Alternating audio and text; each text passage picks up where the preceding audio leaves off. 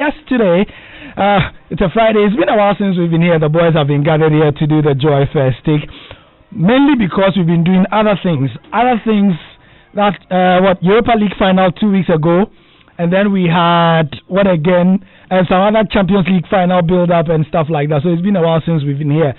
Welcome again to the Noisy Bunch. Gary L. Smith here. I'm here with Muftar Nabila, who has some filler on some people. Filler man, Charlie. You know, the thing about Muftar is that they check in dressing. The day they take filler, they see the dressing. You didn't see the dressing. Charlie, this man. Now let me tell you. Let me give you a secret. When Muftar writes a story, and he sends to me to look through before it goes onto the website. When I ask that it be published, I okayed for it to be published. I have established a routine. If in 30 minutes nobody has called me, nobody will call me. if there's going to be trouble, within the first 9.5 minutes, somebody will call me and complain that Gary, I don't like this. Now, when was the last one, Muftar? That was last Sunday. Last Sunday. No, was it Saturday or Sunday? Saturday or Sunday or something. Saturday. Not like you are the Saturday afternoon. George. Oh, you had your share. Oh, yeah, he had a share. You are there. Yeah. Muftar gave me a story from the GFA. One of the scoops. But let me just say that last week Friday, I had asked Muftar that, Charlie, it's been a while since we made trouble. These were my words to him. And I said it in jest. I was not even serious. And Muftar said, he has some stories that can bring trouble. So Saturday afternoon, around 2-ish, Muftar sends me some stories about some schools he has. And I said, this story, do you have documents to back it? Then he brought the documents. And I said, okay, let's go. So we published the story. Look, within 9.5 minutes. Oh yes, the calls started coming in, but unfortunately where I was I couldn't pick. So George, the same people called George and complained about it. Yeah, eventually we did what we had to do. But anyway, we like to give scoops here, verified scoops, and that's the nature of the Joy Sports team. Which is why today we have scoops on Jordan Ayew speaking to us about many things, about his ambition, his dream teams. Now, let me ask you guys, before we go ahead, when was the last time Jordan granted an interview to anybody in Ghana? Does anybody remember? Hans, when was the last time you heard Jordan grant an interview to anybody? I can't remember. No, like speaking to media, not at a tournament or anything. No, and not also at a Black Stars training. I think he's never. I don't think he's ever done that. Maybe the lead up to the AFCON. He spoke to Daniel Odro. They had a sit down. They had a sit down conversation. Daniel Odro. Ghana Web. Yes, Ghana Web. That's the last time. Which is why we have to thank. After the kind of season he's had, it was obvious that everybody in Ghana wanted a piece of him. So it was very interesting when today his people reached out and selected a couple of media houses that Jordan was going to be available, on a chat today from the UK. And luckily, the Joy Sports team were one of the many. So in as much as we would like to say, exclusive, but it was a couple of us, So many thanks to Jordan for doing this. And at the end of the interview, we expressed the interest that he opened up to the media more, because there's a perception that Jordan, he's there and we are here. We encouraged him that. But that's not the only thing we are talking about because... we have to talk about we. Who is we? But we. Who is we?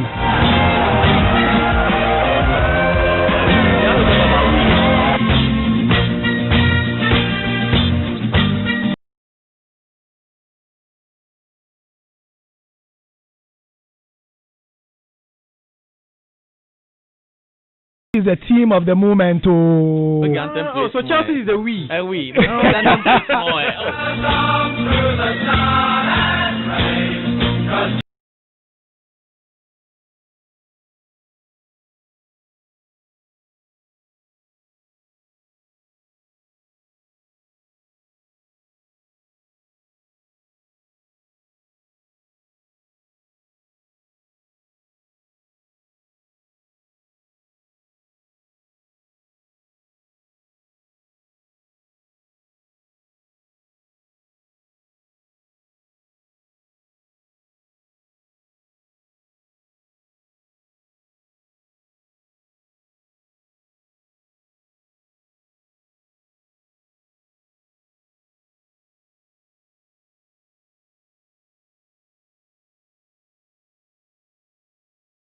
official, day that we are allowing you to run your mouth. Yes, look, we acknowledge that in the whole world, nobody has had a better transfer window than Chelsea. Thank you very much. From Antarctica to George. To the Arctic Circle, to latitude 23, to the equator, Tropic of Cancer, Tropic of Capricorn. Even before the first ball is kicked. What is off-season? We have off-season champions. Yeah. So we'll give you the transfer window champion and the off-season champion. And off-season champion, but even Arsenal. But even before the first ball is kicked, you're no longer the young team you were using to console yourself with after every defeat. Chelsea is good. We still bought young boys, just apart from one experienced guy. The rest are too young. Not old, experienced. Experienced guys. Thiago Silva is experienced, but the rest are all 36 years. No, he's not old. He's not old. He's not old. He's experienced. He's an experienced guy. So what about Willian? Oh, Willian, he's he has done all he can do for Chelsea. Chelsea terms is old because he has played for us and done it. We've added him over to another club. George Ado. Like we have done with Peter Cech and the other guy, David Luiz. The same thing we have done with Willian. George, what's the problem? What are you trying to We tell have us? got players in form. You see, this is what... Not like the other teams that come for your expired players. No, these are players in form. Hey, Timo Werner you people, you have to be Hakim careful. is in form. You know, this young boy, we are finished. Because the guy has already started liking photos of the Chelsea players. What's he saying? Kai Havertz. By the way, because you can hear us, the man has started liking pictures on Instagram. He's already a Chelsea player. So sort this bonus thing out. Already. So sort this bonus thing out and bring the man to us. Kai Havertz is here as well, ladies and gentlemen. Ben Chilwell. Look at this fantastic boy as well. Oh, we were here when you signed Drinkwater. To date, he's not finished with one sachet. He's still drinking. Where are you drink? But we are very excited. Did you hear the name? Ben Chilwell. So from the well you get the water. Oh, you get the water. And you drink. All right, guys. Jordan. We don't have a lot of time, as you know. The show is just an hour long, so we'll be discussing the transfer window, and obviously Chelsea is the team of the moment right now. We'll be looking at how great the signings have been. We know how great the signings have been, but more importantly, how they can settle in. But first of all, like I said, we spoke to Jordan Ayew. It's just there's not much. There's not that much. It's just honesty. So Jordan started the interview for us by speaking about his attitude that has changed. In fact, he acknowledged before we began the interview that yes, indeed, his attitude towards the game, his outlook towards the game has changed. He mentioned actually that the last AFCON was a watershed moment for him in terms of behavior, in terms of attitude, and so on. So I asked him, what exactly were the individual traits that he thinks or he reckons have changed in his game? Well, it's just there's not much. There's not that much. It's just honesty. I promised to myself that by the time I stop playing this game, I'll make sure that I have no regrets, and I'll make sure I have an obligation now, and I have an obligation, and my obligation is to make sure that every weekend when I step on the pitch, every game, whether it's for Black Stars, whether it's for my club, when I step on the pitch and I was supportive for my family, the population of Africa or Ghana, are taking just 2 hours or 3 hours to watch the Premier League, I have to make sure I'm at my best. And those are the little things, and I think I need to be at my best every weekend, all the time. And honestly, I'm going to give myself, I give 100%, 110%, 120%. I'll make sure that I kill myself on the pitch each weekend, and that is the promise I made to myself. And I think now, like, that is the direction I'm going to. So I just don't want. Way back, I didn't realize some little things because I was a bit naive, and obviously you say maybe it's because maybe it's because of this person, it's because of this person. You start to look around people. You don't want to look at yourself. I think you need to look at yourself, and those are the little things that have changed. So yeah, those are the things. Lovely. Now, still, as we are on this season, Jordan, I mean, I'm sure you know, but at Swansea 2 years ago, you won 3 end of season awards. This year, you've won 3 end of season awards as well. And give us an idea of what it makes you feel like, being such a dominant player for 2 different teams at 2 different times. Because we know playing in England, one, is not easy. Playing in 2 different teams and dominating to the extent that other players and fans recognize you like this is certainly something you should be proud of. What specifically is your next ambition in terms of these awards? Come on, don't tell me you don't think about it. I know you do. No, to be honest, you can ask my family, you can ask people who are close to me. I just, like I told you, I would just want to give my best, 100% each weekend, whether it's for Ghana, whether it's for Crystal Palace. And after the awards and those things, it comes after, but I want to make sure, first I have to look at myself and make sure I do the right things on the pitch. And after the rest is whatever God gives me, I'll take it. But like I said, the only thing I don't want to is to, at the end of my career, is to regret that, oh, if I knew I should have. No. That's the most painful thing, and that's what I promised to myself. So to have awards in Swansea and to have awards in Crystal Palace, I think it's just a sign that I'm on the right direction. So I just need to keep it up and keep doing what I'm doing and add more work, and I think I'll be fine. Well, so that's Jordan's first answer. When he started, I saw the guys in the studio nodding. He sounds so mature, doesn't he, Hans? Yeah, I mean, I've written about Jordan in the past, and I haven't been charitable with my criticism. I like the fact that you always admit that you eat humble pie. And rightly so. Look, there are people that you dismiss right away, and there are people that you feel or you know can be way better than they are. Yeah. And so it's a bit painful seeing them performing at a normal level when they can actually be extraordinary, And just as I've been uncompromising in my criticism of him in the past, I have to say this: Jordan is the best Ghanaian player right now. Yeah. And it's not by virtue of the performances he's turned out over the season. It's the mentality he has currently. Yeah. It's an elite mentality. He doesn't want to retire and have any regret. And so he goes out there and gives 100%. And you see it week in, week out with the performance he turned out for Crystal Palace and what it culminated in. 3 end of the season awards, from the fans, from the players, and the goal of the season award. Absolutely fantastic. He's the best player Ghana has at the moment. And I'm just so happy hearing the words that he's spewing, and it reflects. He's not just saying it. Yeah, you see it in his game, you see it in the things that he's saying. All right, so more questions for Jordan Ayew, and please react to them. 0244340437. Like I said, Jordan spoke to selected media houses about 3 hours ago for about an hour, and we are very grateful that he did that, because it's difficult to get Jordan. Everybody knows that. So Hans has been speaking about his time at Crystal Palace this season and how it's been, and that was one of the first questions he was asked. I think it's quite simple.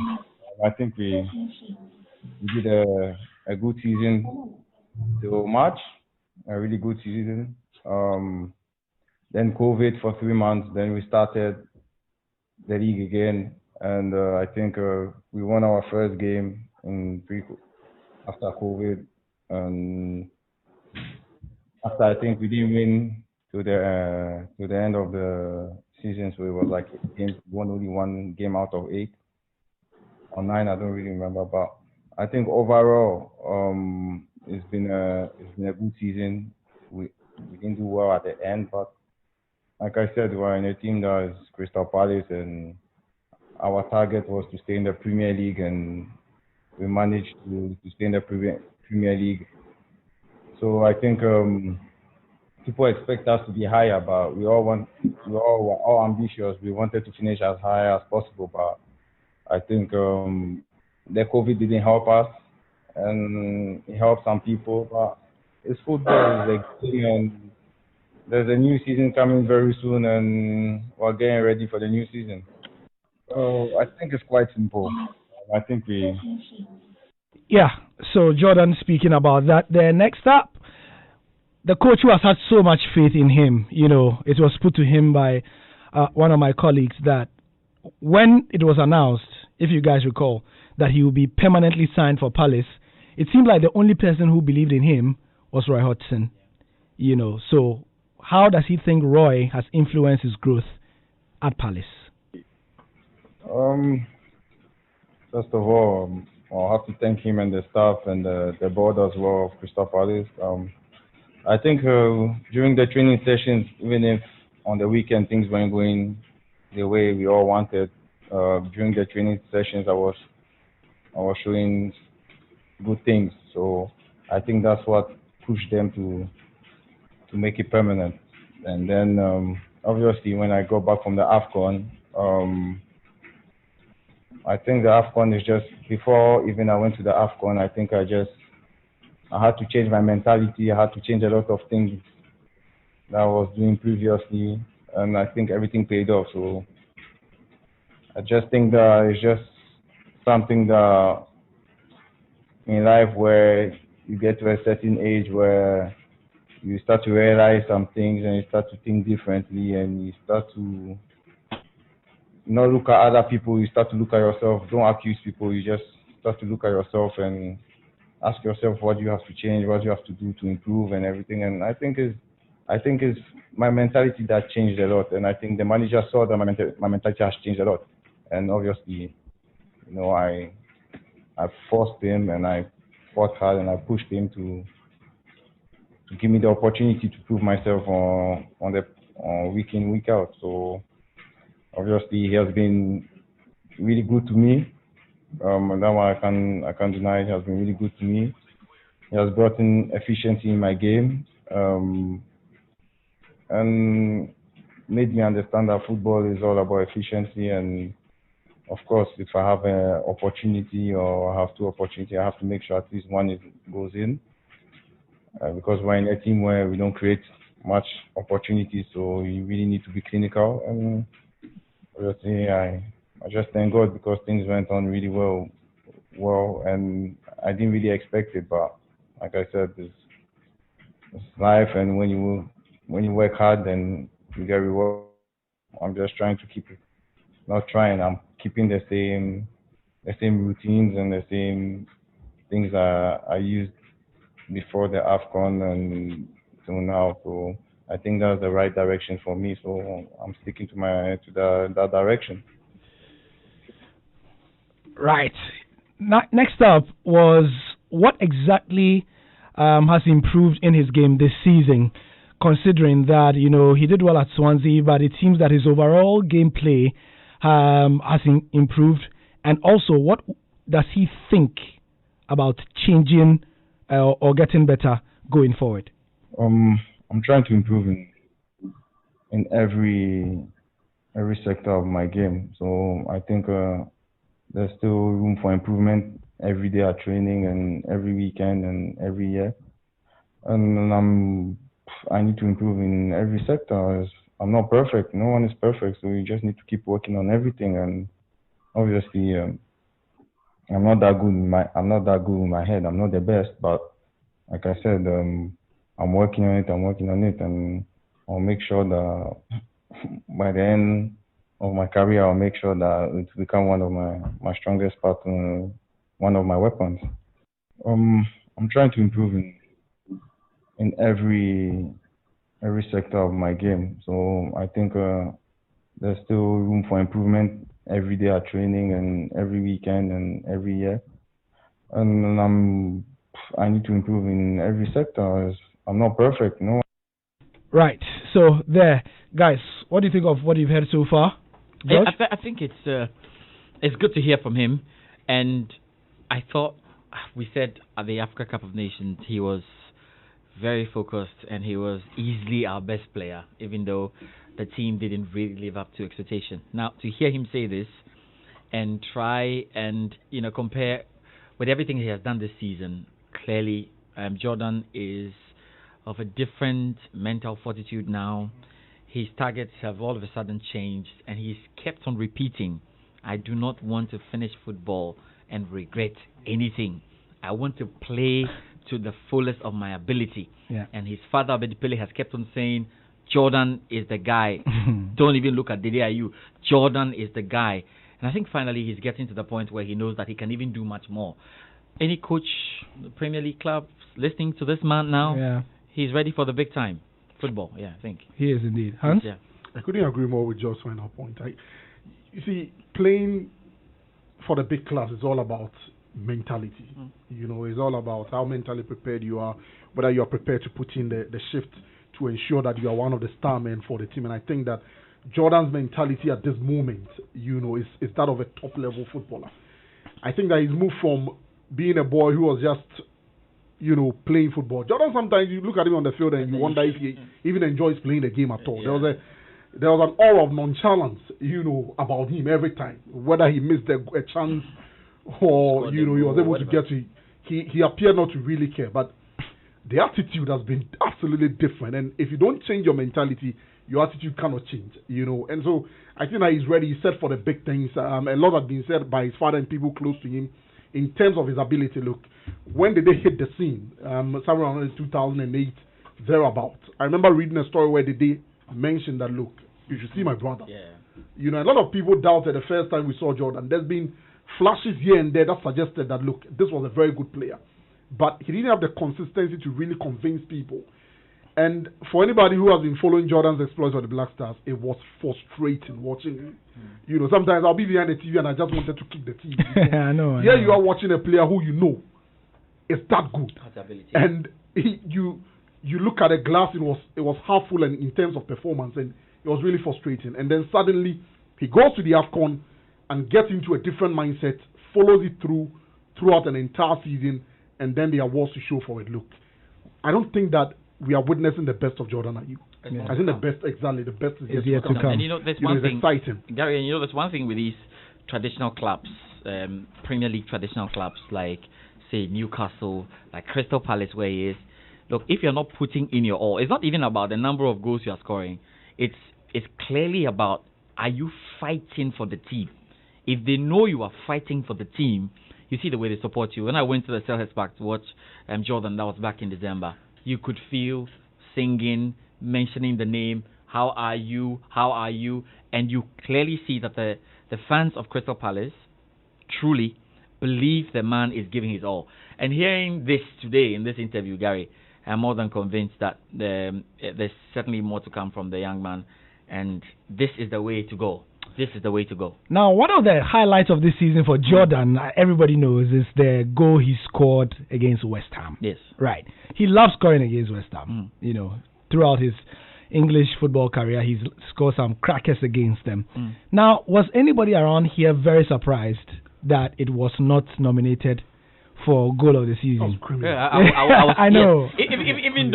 Even though John Bennett of the BBC gave me an explanation, they had to select the best goal in a month. I'm like, come on. What if we have 5 of the best goals in 1 month, and you just have to select all of them, and you go and pick from a month that hasn't got really good goals? I was very, very, very disappointed that he couldn't make it. Well, Jordan, very uncharacteristically, he surprised all of us on the panel who were interviewing him by giving this answer to whether it affected him or not. Oh, I don't know. I'm a person that I'm always like more. I don't spend too much time in the building, and obviously I don't spend too much time in the building, so I don't really know what's going on, what they said or anything like that. But the only thing I know is that you people think that I should have been in the best nominated, etc. And you have some people up there who think that I shouldn't have been nominated. So everyone in his opinion. I'm fine with everything. It's just that like I said, the most important thing for me is to focus on my club and to make sure that I keep on working hard and I keep on I keep on going on the right direction. That's the only thing. Simple, really. And also remember, this was the season where Jordan Ayew overtook Anthony Yeboah, the great Anthony Yeboah, in terms of, the top scoring Ghanaian in Premier League history. He overtook Anthony Yeboah, and obviously he must have felt great. We asked him about that one as well. Well, I think we're talking about one of the best strikers of Ghana, or maybe one of the best strikers of all time that Ghana have ever had. So obviously, it's a good achievement for me, my family, for the country as well. But it's not really important to me for now, because I have more games ahead of me. So I just need to focus and do the best that I can. And like I said, whatever amount of goals I get to, that's only God who knows. I don't know, but the only thing I know is that I'll give my best and I'll make sure that I do things right to make everyone proud. Well, I think. Yeah. So Jordan giving his view on that there. Now another thing is about Crystal Palace and the sheer number of African players, black players they have there and all that. He was asked about the team spirit in there, that you see on the pitch, how they relate to each other. Racism has been a big issue this year, and this is what he had to say. It's true that there's a lot of black people in Crystal Palace, black players, so we're really close. It's a team where, you don't feel the difference. We're like family, and I think we all work hard. We fight together, and we all try to get the best of each other, and we compete among ourselves as well. So it makes you improve. So it's all in a positive way, and it's all positive energy. So we just keep on supporting each other and try and make the best out of it, and try to raise the club to the next level. Oh, nice one. So some comments coming in. George, you want to get a few comments? 0244340437. We are hearing from Jordan Ayew. It's been a long time since you heard him on Ghanaian radio like this. And so this is quite something. So we've got Isaac from Agboi. Yeah. Inside Cove City. Yes. Cove City. Koforidua, that's it. Yes. I was Cove City, yes. Cove Town. Okay, Cove City. Good evening. I'm always excited when you take over the airwaves with Joy Sports. These guys are now real men, especially Jordan. I'm expecting more and more from him in the national team. He has spoken. He should put into action in the Black Stars. Isaac, I can tell you, he's already put into action. We've seen this even before this interview, and I'm sure there's more to come.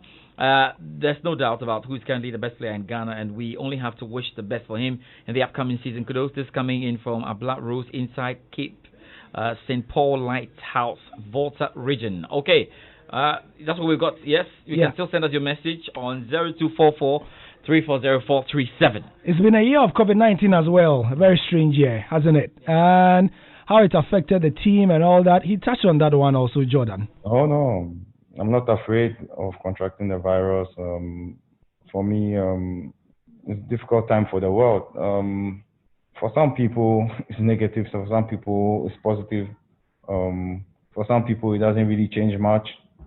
So to play in these situations when we get tested every 2 days, every 3 days, so they're trying to, they're keeping us safe. They're really looking after us. So there's no problem. There's no reason why I should be scared or other people should be scared. Oh no, I'm not afraid of. Yeah. So his thoughts on that. There, he was also asked about if there will be any changes next season where his career is concerned, where Palace and overall his gameplay. Well, I think through the core of the group, the team where there's no too many changes. I think today they just signed one young boy that's 20 years, Eze. He looks really good player. He looks like he's going to bring something different to our team. the manager is trying to find solutions, different options. That is normal. But I think the most important thing for us is to stay focused and to have a good start of the season. So, Jordan, are you speaking to us there? And you can hear the other part of the interview.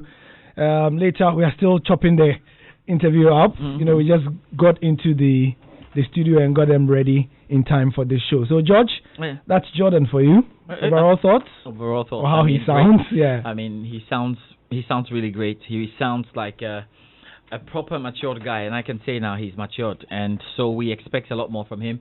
I like the fact that he's carrying the burden on his shoulders, the fact that he must do something, and you know, in retrospect, in fact, when he watches his father, I'm sure he said, "Oh yeah, that's Abedi Pele." Today, I mean, when Marseille were up in the final of the Champions League, you know, against Bayern Munich, after the game, Paris Saint-Germain lost, but everybody came up and said, "Yeah, so Marseille are the only team that have won the Champions League inside France." And Abedi Pele was there, and Marcel Desailly was there. I mean, so he knows that, look, I can be like Daddy, I can be better than Daddy, or I can be at least in the line of the top Ayus, because we have a lot of Ayus who have played in Ghana. So you are trying to put yourself out there. Look at even the family card, the family alone, there's competition, because Daddy Ayew in the championship scored what, close 18 goals with 7 assists. That was really good for him. So even in the pecking order, right there in the family, where are you in the Ayu's family? Where are you? You know, brings me to mind, Hans. Yes. I think there's a trending picture somewhere of a Nigerian town, a very small Nigerian town, noted for, and some people remember it was on Twitter, they are noted for producing professors. They're a town of about probably 10,000 people or so. Wow. Yeah, and professors is what they produce. You know, so they line all of them up in a group picture. Top professors. Wow. You remember? And the family of lawyers. You know, there's a picture. There's a family of lawyers too. One is an attorney general of wherever it is that they are from. Then the father is a lawyer. The mother is a lawyer. Brother, sister, Charlie, the whole. I remember, you know, passing a comment here. I mean, it was in jest, but I'm looking back and I think I probably should have made it a serious point. Yeah, you know, I think we're talking about one player who moved to the UAE, you know, in his prime, and I mentioned that the only reason he made that move is because his surname is not Ayew. I don't know if you remember. Yeah. Look, Jordan is carrying a name that he has to defend. Everywhere he goes, his father's name is going to be mentioned. And he kept talking about that during the interview. Absolutely. Yeah. Everywhere he passes, his father's achievement will be shown to him, you know, and so if you're not able to match up to it, you know, it's an indictment. Or your big brother is also, you know, doing his bit, also doing very, very well. And so I think that it goes with the name that he's carrying. He realizes, I think it's come to a point where he realizes that, whoa, I've got this burden of responsibility on me that I need to accept and live up to. And he's taking it on rather beautifully. I'm excited. I mean, as a Ghanaian, I'm excited because of what we could achieve as a country, the Black Stars could achieve. We've gone, 37 years without an African Cup of Nations trophy. We are still talking about it. And I think that if all the players in the Black Stars would probably look at Jordan, listen to me, I'm using Jordan as an example for other players of the Black Stars. If they could have simply adopted that mentality, you know, he's hungry. He wants to achieve something. If they all could achieve that adopt that mentality as far as the Black Stars is concerned, look, I've talked about Ghana winning the AFCON in the next maybe 3 editions, but it probably could be earlier. Yeah, because the AFCON is not won, and he makes the point, because the AFCON these days is not won by a team that has the top stars. No. It's always by a united team, a very committed team who are ready to fight it. Let's listen to what he said again about, that resonates with me, about the attitude question again, you know, when we asked him about what has changed since the AFCON period. Well, I mean, it's just, there's not much. There's not that much. It's just honesty. I promised to myself that by the time I stop playing this game, I'll make sure that I have no regrets. And I'll make sure, like, I have an obligation now. And I have an obligation, and my obligation is to make sure that every weekend when I step on the pitch, every game, whether it's for Black Stars, whether it's for my club, when I step on the pitch and our supporters, my family, the population of Africa or Ghana are taking just 2 hours or 3 hours to watch the Premier League, I have to make sure I'm at my best, and those are the little things, and I think I need to be at my best every weekend, all the time. And honestly, I'm going to give 100%, 110%, 120% on make sure that I kill myself on the pitch each weekend. And that is a promise I made to myself. And I think now, like, that is the direction I'm going to. So I just don't want. Way back, I didn't realize some little things because I was a bit naive, and obviously you say maybe it's because of this person, it's because of this person. You start to look around people. You don't want to look at yourself. But I think you need to look at yourself, and those are the little things that have changed. So yeah, those are the things. Lovely. Now, still, as we are on this season, Jordan, I mean, I'm sure you know, but at Swansea 2 years ago, you won 3 end of season awards. This year, you've won 3 end of season awards as well. And give us an idea of what it makes you feel like, you know, being such a dominant player for 2 different teams at 2 different times. Because we know playing in England, one, is not easy. Playing in 2 different teams and dominating to the extent that other players and fans recognize you like this is certainly something you should be proud of. What specifically is your next ambition in terms of these awards? Come on, don't tell me you don't think about it. I know you do. No, to be honest, you can ask my family, you can ask people who are close to me. I just, like I told you, I would just want to give my best, 100% each weekend, whether it's for Ghana, whether it's for Crystal Palace.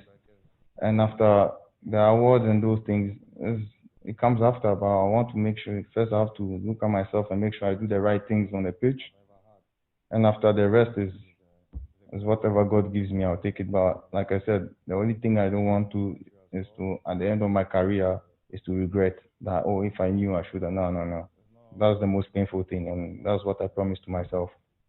So to have awards in Swansea and to have awards in Crystal Palace, I think it's just a sign that I'm on the right direction. So I just need to keep it up and keep doing what I'm doing and add more work, and I think I'll be fine with my best, and I'll make sure that I do things right to make everyone proud.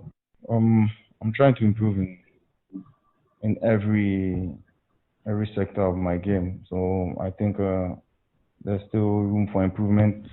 Yeah, Jordan, are you speaking there? I mean, Charlie, even if I do another round of pork in honor of Jordan. Maybe, yeah, Charlie. I mean, he says that while working on the audios, we're doing some small. Yeah. I mean, everything to be motivated, and if a player tells you, I don't know who has been speaking to him, but if the player says that, no, whoever is speaking to him, I want the person to talk to me as well. Yeah. I mean, what he's saying is, he says you can look around and blame other people for things not going well, but he stopped looking around and he's looking at himself. I'm surprised. I don't think anybody spoke to him. You see, I think that this is really, as we get to a certain point where you realize that you either change or you perish. Yeah. And I think that he knows that deep down, he probably didn't merit the amount of faith that Roy Hodgson placed in him. Yeah. And also probably looked at the man and thought, look, if this man has placed this amount of... Because look, if Crystal Palace had a poor season, Jordan probably would have been at the center of it. Yes. And as a result, Hodgson would have lost his job. Yeah. You know, and so he probably considered all of those factors and decided, I have to make it work for this man. I have to make it work for myself. I have to make it work for my family. I have to make it work for the people who sit behind their televisions and watch me week in, week out. You know, and he's gone all out and done it. And like I keep saying, I'm just sitting here smiling to myself. Yeah. I don't easily get excited by players. Yeah, you know, and I'm very impressed with the fact that this has not been happening over just 1 month or 2 months. That's one thing we have to look at, because this is before the AFCON, during the AFCON, and now after. Yeah. So he's made his decision, and he's made it a point to stick with it. Yeah. That's what is beautiful. So we may be talking about Jordan today, but this is a big advice to anyone listening to the show today. Consistency. That you can look at people and be pointing fingers, say, oh, this guy didn't do this guy. But Jordan is telling us today, after all we've seen him do, that look, I look to myself and say, I have to give 120, 110. And this kind of interview, when the fans listen to it, you've killed them. That he can't afford to have you pay and sit down and play rubbish. Yeah, I mean, because you pay and sit down. Look, the part that got to me, George, was he said, for the people of Ghana, for the people of on the continent of Africa, if they take 2 hours of their time to watch me every Saturday, I owe it to them to play well. Charlie. That's, and he knows it. That's like some manifesto Tupac level, you know. This is impressive. So Kanewu has reacted to it on 0244340437. He says, cool guy. He has matured over the years, but there's still some glimpses of kiddish stuff sometimes in his play. But he has really made his mark by far. I want to see him score goals from range beyond the 18-yard box. I'm sure it's something we are going to see as well. Like he said, he's got a couple. Yeah, he's got a couple. Some good shots. This week, the CAF account put one up. Yeah. So apparently, the goal he scored in the AFCON is almost a carbon copy of what his father scored in '92. Okay, wow. You know the one he ran in the AFCON? Ran from just beyond the center line, then went to the right, into the box and shot and scored. I bet he scored a similar one in one of the AFCON, 92 or 96 as well. So they did a comparison. No, 92 and 90. Yeah, 92. The thing about Jordan this season is that, look, he mixed it up. You know, all manner of things. I've seen Jordan go down the challenges that I felt he should be on his feet. Yeah. And this season, you know, against some of the toughest defenders, centre backs they are going to find in this world. You know, he came up tops. Yeah. He scored against Manchester United this season. He did. All the big sides. I mean, all the big sides. He mixed it up. The difficult derbies. That, like, you know, Crystal Palace have some difficult derbies. They're playing Brighton and all. Get goals and the one we're talking about as a possible goal of the West Ham. Yes. My word. You know, the calmness and the maturity with which he approached it. Since we are on the subject of goals, Jordan has scored some really great ones from his Marseille days and all that. We asked him which one takes his fancy as the best of the lot. I'll go for the goal I scored in Marseille when I was in Lorient. When I got the ball from halfway of the pitch and I just ran, dribbled in Kulu and just whipped it to my left. I think that would be my best goal, just because it was Marseille, it was a new stadium, the hype around the game, the importance of the game.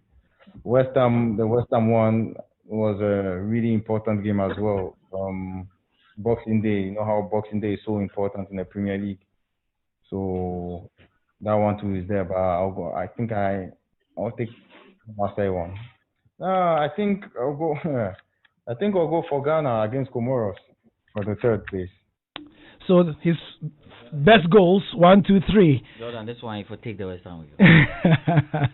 If he's got a go, if he's like that one, man. Well, yeah. All right, so that's Jordan Ayew Uncensored. It's not even everything we've played. You know, we have just 1 hour. We use the last 8 minutes to talk about that other thing that we said we would. So please look out for the rest of the interview tomorrow, hopefully, on the Joy Sports link. We'll put them together for you as well. This is the First Take on Joy 99.7 FM. These things didn't happen overnight. And so when I say I'll fix it, these things didn't happen Okay. Definitely not Jordan Ayew. Somebody was having his first take. Yeah, somebody was having his first take there. But let's have our first take also.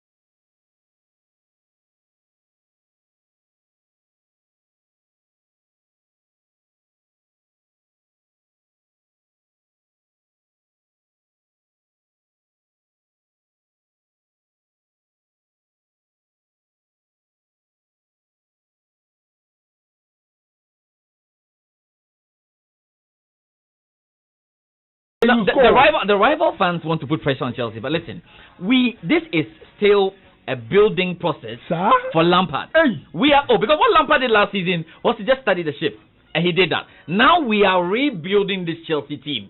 So relax. Why do you want to catch us? Man City have been buying. They haven't won Champions League the other day. Allow us to build this team. Give us time, and we'll do. We are coming to the season with great expectations.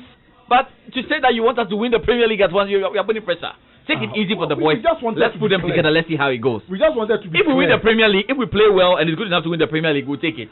But you won't be slaughtering Lampard because he has not won the Premier League at the end of the season. But that is the question, though, isn't it? That because of the amount of money pumped and everything, the expectations will be. Roman is not a man known to have. But a lot of expectations. patience. Roman knows that the expectations are make sure that we are not too far away from Liverpool and Man City if we don't even win it. But even last season we are not too far away. Oh no. I mean too far is the too far I'm talking, not 18, 19, 17 points. That is the far I'm talking about. The far must be close. I mean don't be far. Close. 5 points. 2 points, 3 points, 4 points. We must have a good season generally, and Lampard knows that he needs to deliver because he's been given all he needs to deliver. And I think that Chelsea would go through the season and we'll manage expectations. Don't worry at all. Only. Only. You should be worried about what's happening. Only applying nobody know. Nobody know. Gary, and guys, don't forget, there's still Mason Mount. We've still got a lot of players who can do this. We've got great players. So it's a good squad going into the season, and we can look forward to so much. Kanu says a team to watch out this season is a certain Tottenham Hotspur. Gary, kindly keep this message, but Chelsea is only making up for the ban. Well, whether they are making up for it or not, I mean they are seriously impressive. It has to be said. A huge statement. Yeah, they are making statements. We want to go back up to the top again. Yeah, I think they save money from not signing players during the summer transfer. Even Omar Susu. Cash war. But again, they have to spend it. So, but I think the guys are also being very smart. I mean, they are going about the transfer business in a smart way. Yeah. We can take it for free. We take it for free. We'll do this. We won't pay 80 million. That Leicester were trying that. And Maguire thing on that, and we're like, hey, hold on there. Because Leicester have a way of, you want the player. No. The lady is doing a fantastic job for us, and we love it. And the transfer team is doing great. Yes. Oh, yes. She's great. She's done a good job so far. And I think, we have seen it. See, when Chelsea goes out to spend, you have seen it before. I know. You saw it when Mourinho was around. You see, when we go out to spend and we are wild, don't joke. I've only one like Diego Costa came and you saw it. It's straight title. Gary, so it's the same vim. It's the same vim we are doing. I only have one hope. The engineer is recording this. Oh no, record the show. You see, we'll be here. This drink water and all these bakayokos and all these MSN and Zapacosta. No, but those ones were just like, I don't know what was happening in the club at the time. Okay. Go bring my friend. There was even one Ghanaian. I don't mention Ghanaian. They were bringing players. And it's like the coach didn't want it. You see, but this one, the coach. The coach with the board. Everybody is agreeing that we need these guys. Let's get them. And the football we're playing last season with these guys, that will be a big improvement. And when we spend, we are very serious. And Chelsea has that record.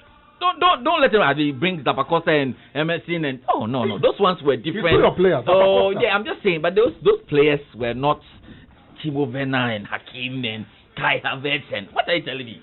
We needed goals. Chelsea needed to score goals. We had Abraham there who wasn't scoring the goals because the creation was low. So we want more players who can create the chances, and we've got a guy who can score the goals. This is so simple. You see, there will be difficult times in the season, yes. But overall, Chelsea will be a better team than last season. That's what we're happy about. You see, Chelsea will be a better team than last season. That's what we're excited about. Okay. And it's a good foundation. So now we are left with that goalkeeping department. Kepa Arrizabalaga. Because I'm very excited. And these days, when the player is trending on Twitter, you are wondering if Chelsea has signed the player, Charlie. So there's one of Black, Donnarumma, the goalkeeper of AC Milan. Yeah. So we are looking at. He belongs to Mino Raiola. Yes. Why is he still in Italy? We have to bring him. We'll bring him to the Premier League. You see, I'm happy when they got Dean Henderson and they are paying how much? 120. He's already up. We just extended. But you are paying 120 plus paying De Gea 350. We are paying over 470. No problem. We will get money. But the way you intend to give De Gea the competition so that he can do well. Yeah. We also have to give Kepa the competition. So we'll get another goalkeeper. Oh no, Kaba. All right. So on that note, I'm just sat here. I'm just sat here looking at George running his mouth. I'm explaining. But anyway, it's all good. We who our teams are not doing anything here. Those are not signing nobody. No. But we gave you William. Don't know if you want any other player. We're gonna give you Kepa too. If Dreams MC are signing Joseph Esso. Kotoko, I don't know who they are signing. House of Folk, I don't know who they are signing. Arsenal Football Club. But Arsenal have signed somebody. Only has a good team. See, don't worry, Ole. Martial. Rashford. See, you can't. Pogba. You have Bruno. And you were telling us about George, you can't win titles with Martial. No. Rashford. You can't. Bruno. United need a proper centre back who can guarantee them 20 Premier League seasons. 20 Premier League goals a season. Centre forward. Centre forward. Centre forward. Okay. Yes. Okay. Martial is going to give you at best 16 Premier League goals, 17 Premier League goals. You get maybe another 12, 15, 13 from Rashford, Mason Greenwood, maybe another 10 something. But if you want to win the Premier League, centre forward. Guaranteed centre forward who can give you 20 goals down. Bruno will score too. He scored a lot of penalties. Because you have spent on Bruno. You spent the Harry Maguire. You are down. You buy. If I was in Ole's position, I'll be looking at Thiago Alcantara. Because look at Manchester United last season.